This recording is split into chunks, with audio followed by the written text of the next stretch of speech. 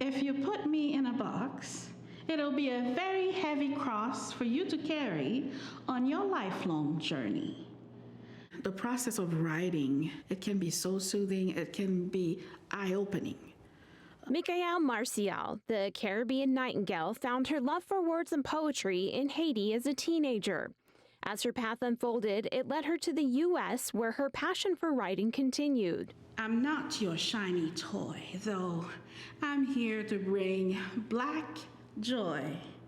But as the demands of life took over, her poetic expressions gradually dwindled away. Sometimes as women, we tend to forget ourselves easily, for the sake of the family or for the kids. Her disconnection from her creative self stemmed not only from the demands of motherhood, but also from the emergence of an abusive relationship. It wasn't something that happened overnight. It was a slow process until you don't recognize yourself anymore.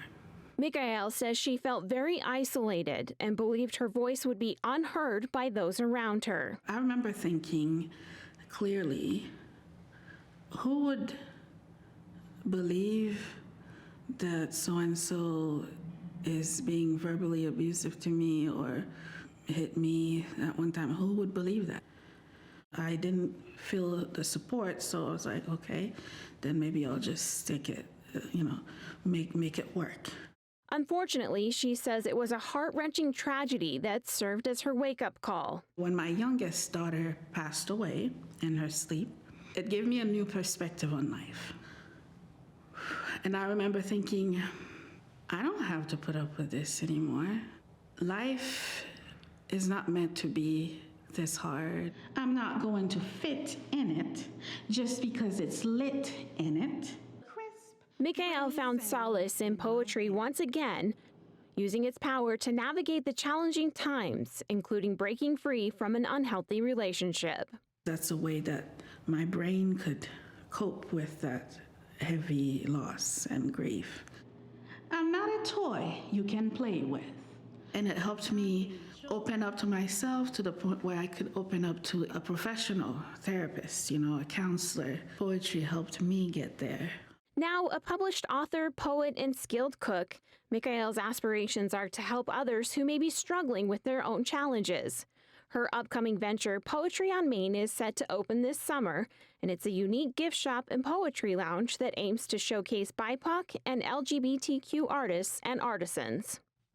It is a safe space, especially for those populations, but everyone is welcome. She also hopes her story will help others develop a deeper understanding for those dealing with domestic violence. If I come up to you and say, hey, I don't feel right about this, or my spouse did this, it doesn't feel quite right, don't dismiss it. First, listen before giving advice. Because sometimes that's all we need, to be validated and feel like we matter. Because all day long what we hear is, we don't matter. I create art that transcends borders and heals hearts needing mending at last.